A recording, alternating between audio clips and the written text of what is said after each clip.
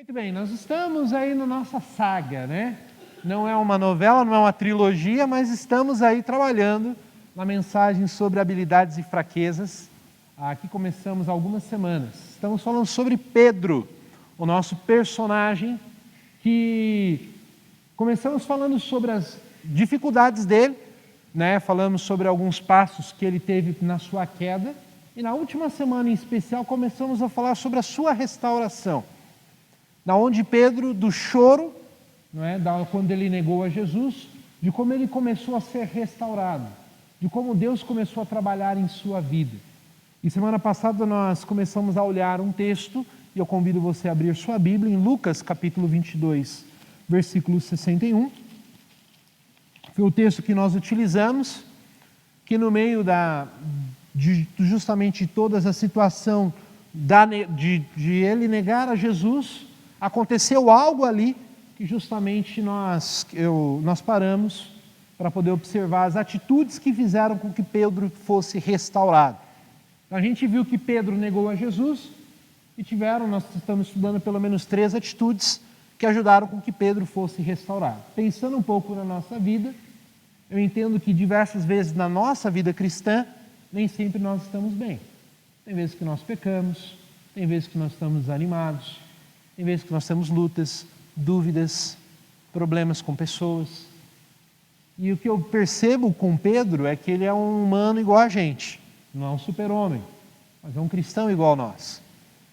E o que eu percebo também na vida dele é que as lições que ele aprendeu, nós podemos aprender. Então, semana passada, nós lemos o texto de Lucas 22, 61. Eu convido você a acompanhar a leitura. Na sequência, nós vamos orar e nós vamos dar a sequência do que nós aprendemos semana passada. Lucas 22, 61 diz: Então, voltando-se o Senhor, fixou os olhos em Pedro, e Pedro se lembrou das palavras do Senhor, como lhe dissera: Hoje 3 vezes me negarás, antes de cantar o galo. Vamos orar? Obrigado, Pai, mais uma vez, porque a Tua palavra tem tanto a nos ensinar. E, ó Deus, mais uma vez, somos desafiados pelo exemplo de Pedro a poder aprendermos com ele como nós podemos ser restaurados.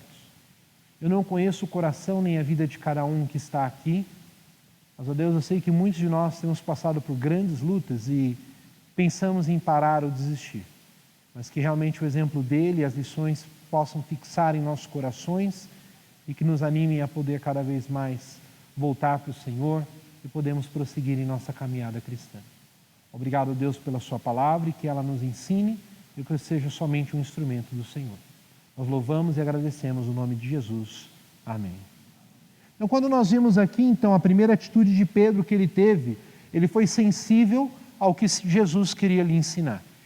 Lembra, Pedro tinha acabado de negar Jesus e o que nós vemos aqui é que Jesus olha para ele, fixa, né, os olhos nele e naquele momento ele lembra daquilo que Jesus havia falado para ele. E como nós conversamos na semana passada, nós podíamos ter uma atitude de ignorar. Eu já estou errado mesmo, deixa para lá. Já neguei mesmo Jesus, deixa eu seguir minha vida.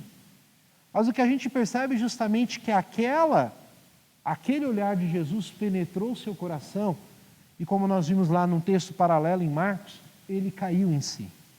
Ele parou para imaginar e falou, realmente Jesus queria falar comigo.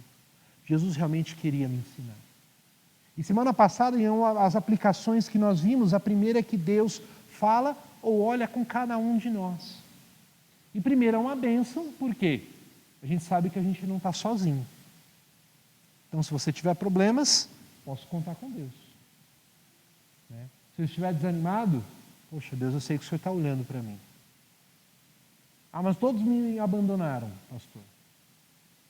O Senhor está com você. E essa é uma promessa importante que nós devemos lembrar. Mas, por um outro lado, também é uma responsabilidade. Porque se nós estamos fazendo algo errado, a gente sabe que Deus está olhando para nós.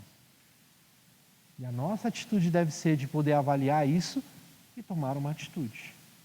De poder buscá-lo, pedir a força necessária para que a gente possa vencer. Segunda aplicação é que nós não devemos deixar que os atrativos dessa vida ou pecados atrapalhem o que Deus quer fazer com as nossas vidas.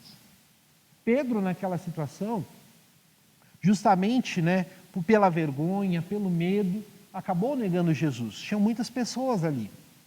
E ele sabia que o ato de não negar a Cristo poderia custar-lhe a própria vida. E ele ficou com medo. Então, quando as pessoas falam assim, você estava com Cristo. Não, de jeito nenhum. Era você mesmo. Não, mulher, olha, não é maldita seja você se você está falando isso aí. Eu não tenho nada a ver com ele. E justamente a gente percebe que quando algumas coisas acabam nos atrapalhando, não é? Fica embolando para que a gente possa justamente fazer aquilo que Deus queria. Pedro poderia ter seguido a Cristo, mas acabou deixando com que a situação tomasse conta. E a gente tem que ter esse cuidado. Eu vejo um exemplo bem claro, e aí eu quero trazer à sua memória, os 2 ladrões da cruz. Eu acho fantástico aquele exemplo lá que está em Lucas 23, porque os 2 estão exatamente na mesma situação. Os 2 ladrões da cruz. Os 2 estavam exatamente no mesmo lugar, estavam exatamente sobre a mesma condenação, mas tiveram atitudes diferentes. O primeiro ladrão, se você lembrar da história, a única coisa que ele queria fazer, o que era? Se livrar, se salvar. Se tu és o Cristo, né, salva-nos e salva-te a ti mesmo. Né? Tira a gente daqui. Mostra o teu poder agora. Você não é o Deus Todo-Poderoso? Mostra agora para a gente. Assim todos nós vamos nos salvar. A gente vai lá com a nossa família. A gente vai ter a nossa refeição. Melhor coisa. Mas o segundo ladrão tinha consciência de quem era. E eu creio que o primeiro também tinha. Para ele poder pedir que Deus mostrasse o seu poder de alguma forma, ele tinha consciência de quem era Jesus. Mas o segundo pede, repreende o primeiro e fala assim, olha, desculpa, você já parou para pensar o que você está dizendo? Nós estamos aqui porque realmente a gente fez alguma coisa de errado, mas ele não. Né? E ele faz um pedido especial. Lembra-te de mim quando entrares no paraíso. E a resposta de Jesus é, hoje ainda você vai estar comigo lá no paraíso. Os 2 exatamente na mesma situação, na mesma condenação, mas com atitudes totalmente diferentes e prontos. Um para poder só estar preocupado consigo mesmo, e o outro para poder não negar a Cristo. Quero falar sobre a segunda atitude que Pedro teve. Um novo sentido quando foi confrontado pela obra de Cristo. Pedro, depois que Jesus morreu, ele ficou desanimado. Mas eu quero que você abra sua Bíblia comigo em Lucas 24. Vamos dar uma olhadinha, 1 ou 2 páginas para frente aí na sua Bíblia. Nós vamos ler a partir do versículo 10, mas eu queria dar só um pouquinho sobre o contexto do 1 ao 11 para a gente entender. Lucas capítulo 24, primeiro dia da semana, as mulheres estão lá preparando todos os aromas, organizando tudo para poder encontrar Jesus lá no túmulo. Lembra? Sábado elas não podiam trabalhar e nem levar os aromas para preparar o corpo de Jesus. Jesus, no sábado, né, a partir das 6 da tarde, foi colocado no túmulo e elas foram levar logo cedo para poder preparar o túmulo, o corpo de Jesus. Chegaram lá, pedra removida, quem é que estava lá? 2 anjos. E chegaram lá espantadas, né? E os anjos disseram, olha, esse que vocês vieram ver, não está aqui, mas ressuscitou. E as mulheres saíram de lá, né? Alegres, mas assim, espantadas. E lá no versículo 10, no capítulo 24, olha só quem volta, né, do túmulo. Eram Maria Madalena, Joana, Maria, mãe de Tiago, e também as demais que estavam com elas, confirmaram essas coisas aos apóstolos. Então elas viram aquilo, saíram correndo e falaram, apóstolos, vocês não sabem o que nos aconteceu. Olha, Jesus não está mais lá, ele ressuscitou. Mas olha só o versículo 11. Tais palavras lhes pareciam como um delírio. E a palavra delírio aqui, olha, essas mulheres estão doidas. Essas mulheres parecem que estão tolas, elas são tolas. Imagina, você acha que Jesus vai ressuscitar? E a palavra justamente é isso, né? Alguma coisa bateu na cabeça dessas mulheres aí. Né? Depois que Jesus morreu, não estão muito bem, não. Mas olha só o que acontece no versículo 12 com Pedro. Pedro, porém, levantando-se, correu ao sepulcro, e abaixando-se nada mais viu, senão os lençóis e de linho. E retirou-se para casa, maravilhado com o que havia acontecido. Pedro, logo após a ressurreição, triste, a gente já viu lá, chorando, sem esperança. Mas agora, por saber da ressurreição daquelas mulheres, todos os discípulos, louca, doida, né? Imagina, Pedro não. Agora o meu Redentor vive. Agora eu tenho esperança. Agora eu tenho motivo para poder continuar. E aqui a palavra justamente do versículo 11, a palavra maravilhado, né, tem a ver aqui com a alegria, com espanto, com surpresa, admirado. Ele ficou de uma forma assim, espantado com que aquilo havia acontecido. A crucificação havia atingido o coração de Pedro. Ele tinha um novo rumo, ele tinha um novo objetivo de vida. Através da ressurreição de Cristo, ele tinha um novo alvo para onde ele poderia ir. Eu entendo que quando a gente olha sobre a vida de Pedro e pensa sobre a nossa própria vida, aplicando um pouco sobre isso, eu entendo que justamente em situações de crises, ou quando nós estamos em situações difíceis, o melhor lugar que nós podemos olhar é para a cruz de Cristo. Em situações onde nós achamos que estamos totalmente desesperados, onde não há esperança, onde situações onde o pecado está na nossa vida de tal forma, onde a gente acha que não tem mais para onde ir, onde não temos forças para poder prosseguir, a cruz é o único lugar que a gente deve olhar. Ali onde nós ganhamos esperança, ali onde as nossas forças são renovadas. E justamente quando nós lembramos quem Deus é e o que Ele faz, é quando nós temos forças necessárias para poder prosseguir. Eu estava fazendo uma leitura obrigatória para o meu mestrado e eu me deparei com um livro que chama A Idade da Oportunidade, de um autor chamado Paul Tripp. E é interessante que ele trabalha o livro para pais de adolescentes. E é interessante que quem é pai de adolescente, ou quem já foi pai de adolescente, sabe que não é fácil ser pai de adolescente. Eu sou pastor de adolescentes, né? E aí, o ano passado, eu estava perguntando, quem quer trabalhar com adolescente? Né? E aí eu brinco com alguns, né? Falo assim, vamos fazer o seguinte, eu vou mandar 15 adolescentes para a tua casa, né? Tudo bem, posso mandar 15 adolescentes para a tua casa? E a pessoa dá aquela risadinha, né? Aí todo mundo pensa assim, fala, não é fácil. Mas o último capítulo do livro, o autor trabalha sobre a esperança que Cristo pode dar para um pai de adolescente desesperado. A perspectiva bíblica de situações que muitas vezes nós não vemos esperança.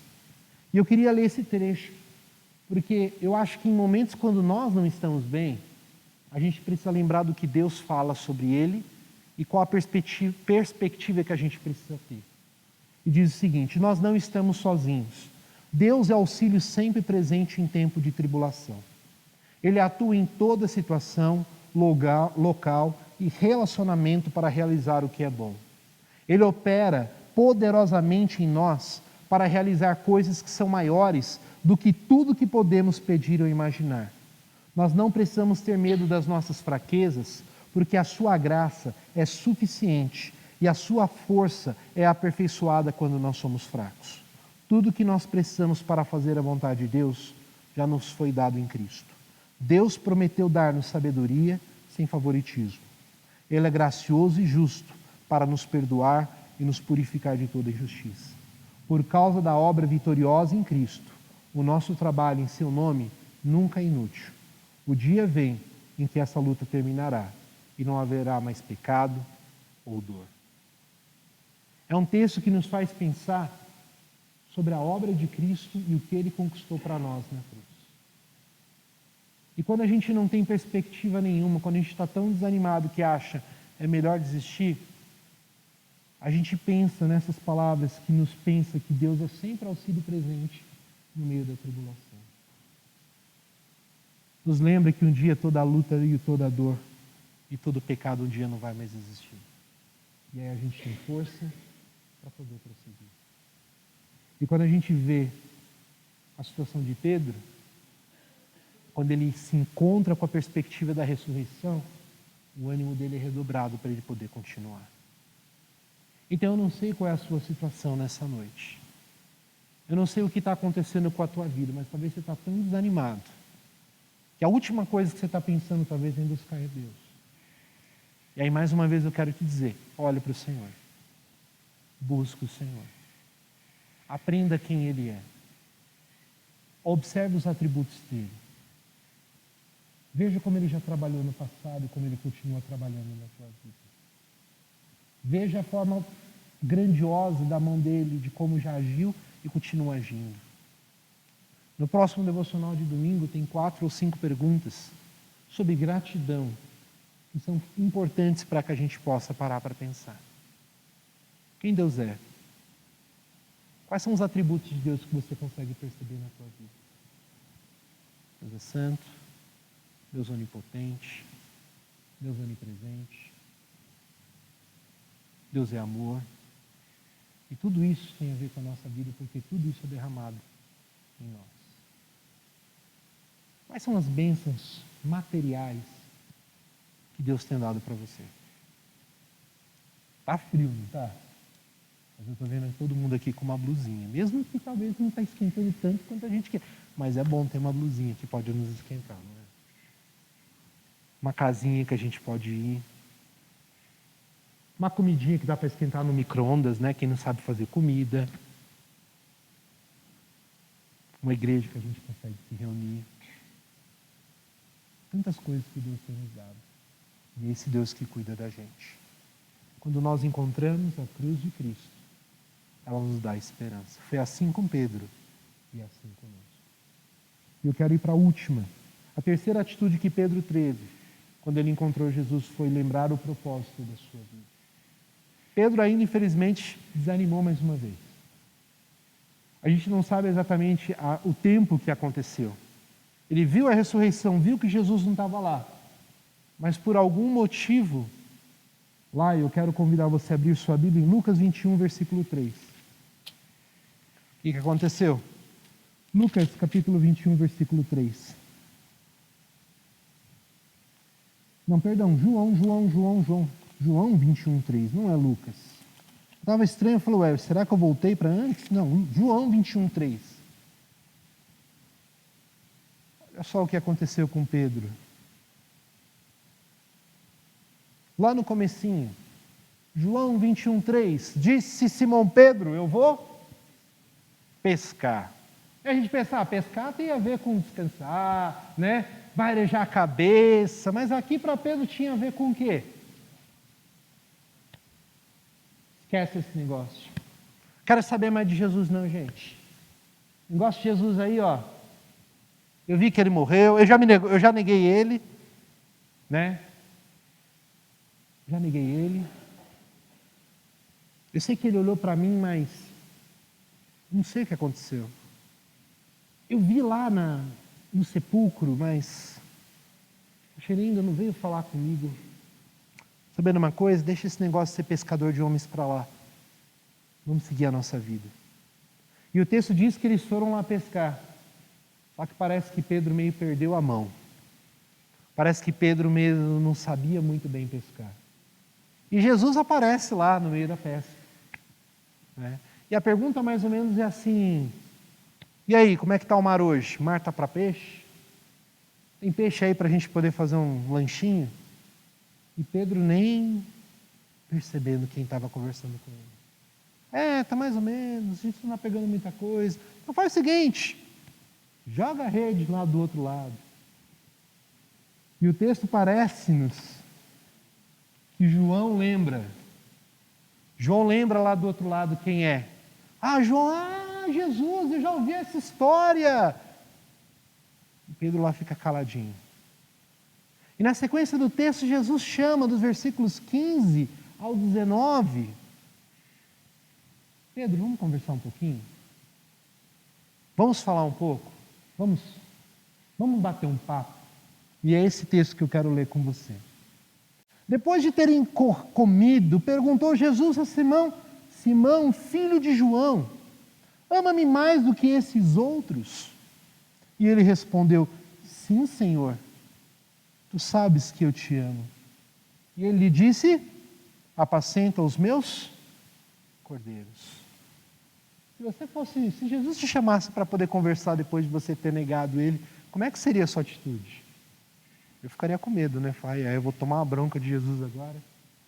E Jesus com aquela palavra mansa, humilde, restauradora. Você me ama? Claro. Olha, eu quero te restaurar para o ministério. Quero que você cuide dos cordeirinhos. Só que não para por aí.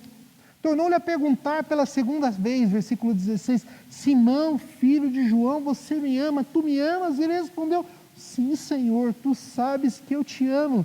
Disse-lhe Jesus, pastoreai as minhas. Eu quero continuar com você, Pedro. Não quero só que você fique só com os cordeirinhos. Sabe, eu tenho algo melhor para você, eu tenho algo maior para você.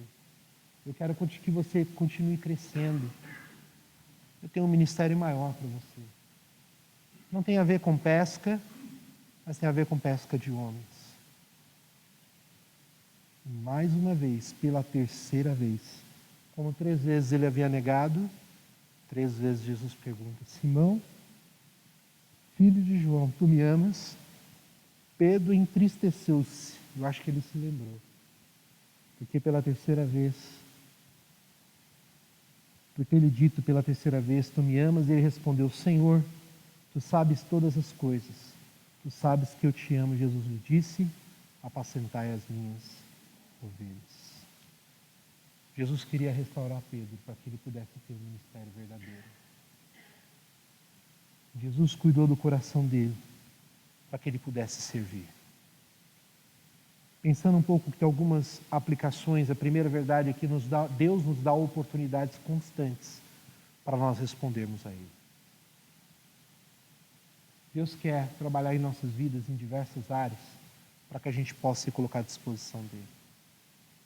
Talvez você não está entendendo o porquê que estão acontecendo circunstâncias na tua vida. Talvez você possa perguntar, pastor, mas por que está aparecendo um problema de doença agora? Eu não consigo entender e talvez Deus não vai te responder. Mas Deus pode utilizar a situação de doença para você ser uma bênção na vida de outras pessoas. Pastor, por que talvez eu caí nessa área de pecado que, poxa, eu tenho lutado tanto? E quando a gente aconselha jovens, a gente fala muito sobre isso. Uma vez um casal de jovens veio nos procurar, bem com o coração quebrantado, numa área de pecado, e eu conversando com eles, eu falei assim, olha, eu não consigo entender. Eu vejo que o coração de vocês está bem quebrantado. E nós vamos trabalhar com vocês. Mas eu quero trabalhar com o coração de vocês para que de tal forma algum dia vocês possam testemunhar e demonstrar para os outros a restauração que Deus pode dar, para que vocês possam ser usados como testemunho de Deus, para poder fortalecer a vida de tantos outros jovens. Deus quer nos restaurar. Deus quer nos fortalecer. E Deus quer nos dar novas oportunidades. Qual é a área que Deus quer te usar? Qual é a área que Deus quer te restaurar? Qual é a área que Deus está trabalhando com você para que você de alguma forma seja fortalecido, para que você seja uma bênção e sirva? Para nós encerrarmos, eu quero convidar você a abrir Atos capítulo 4, versículos de 8 a 13.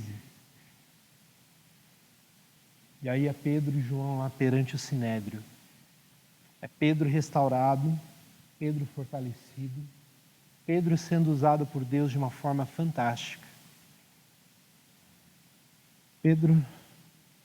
Atos capítulo 4, versículos de 8 a 13 diz, então Pedro, cheio do Espírito Santo, lhes disse, autoridades do povo e anciãos, visto que hoje somos interrogados a propósito do benefício feito a um homem enfermo e do modo que foram curados, tomai conhecimento vós todos e todo o povo de Israel, que em nome de Jesus o Nazareno, a quem vós crucificastes, a quem Deus ressuscitou dentre os mortos, sim, a seu nome que este está curado perante vós. Este Jesus, a pedra rejeitada por vós, os construtores, a qual se tornou a pedra angular, e não a salvação em nenhum outro, porque abaixo do céu não existe nenhum outro nome dado entre os homens, pelo qual importa que sejamos salvos.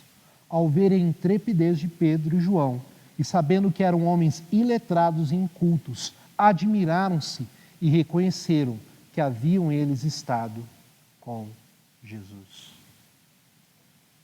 Arrepia quando a gente vê um negócio desse, né? Como Deus usou a vida deles.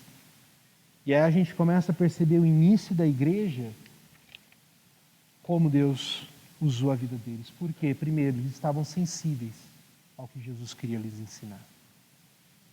Eu não sei o que Deus está trabalhando com você, e não só nesse culto, mas no seu devocional diário, nas aulas de escola bíblica dominical, nas lições. Esteja sensível ao que Deus tem lhe falado. Esteja disposto a poder mudar. Eu não sei se a sua vida está tendo um novo sentido quando você olha para a cruz de Cristo. Você está vivendo uma vida indiferente ao pecado, tem algo errado. Mas quando nós voltamos para a cruz de Cristo, tem que fazer uma diferença. Você precisa olhar para a cruz de Cristo e dizer, eu preciso ir em direção a Cristo. E que a cruz de Cristo nos faça lembrar do verdadeiro propósito de vida. Por que Deus tem te chamado? Por que você está aqui? Por que você está vivendo essa vida aqui? Deus quer te restaurar. Deus quer te usar para você fazer uma grande diferença. Agora, se você é nosso visitante, eu quero lhe dizer, para que você possa reconhecer a pessoa de Jesus na sua vida, primeiro você precisa ter um relacionamento com Ele. Jesus quer ser o seu Salvador. Ele quer ser o seu Salvador pessoal. E para que você possa fazer isso, você precisa reconhecer que você é um pecador, que precisa da graça dele. E você pode fazer isso para essa família. Quero convidar você a fechar seus olhos, baixar a sua cabeça. Falamos sobre habilidades e fraquezas. Talvez você precisa conversar com Deus essa noite. Talvez precisa reconhecer que precisa se submeter a algo que Deus tenha a lhe ensinar. Talvez precisa tomar um novo rumo, reconhecer um pecado, ou tomar resoluções sobre uma área que você sabe e Deus sabe. Ou talvez hoje você precisa recomeçar uma área que Deus já te falou, que você está negando, mas Deus tem dito para você, você precisa recomeçar. É isso que eu quero para você. Eu quero te restaurar. Mas talvez você é um visitante e você está aqui e você fala assim, olha, pastor, como foi importante ver Jesus trabalhando com a vida de Pedro, eu quero que ele trabalhe na minha vida. Eu ainda não reconheci como meu Salvador, mas eu gostaria de fazer isso. Eu sei que eu sou um pecador, eu sei que esse meu pecado me afasta de Deus, mas essa noite eu queria saber um pouquinho mais de como eu posso ser salvo. Como eu posso ter os meus pecados perdoados para ter uma conexão com Deus. Eu não sei como, pastor, mas eu quero que o senhor ore por mim, que alguém me ajude a poder me explicar de como ter a certeza de salvação. Como eu posso ser salvo? Se você estiver aqui, é nosso visitante, gostaria de falar, pastor, ora por mim. Eu quero entender um pouco mais sobre a salvação. Onde você estiver, levanta a sua mão. Todos estão de cabeça baixa. Eu quero orar por você. Alguém gostaria de dizer, pastor, ora por mim. Eu não tenho certeza, mas eu gostaria de ter. Eu queria entender um pouquinho mais sobre a salvação. Alguém, onde você estiver, eu quero orar, incluir teu nome nessa última oração. Alguém?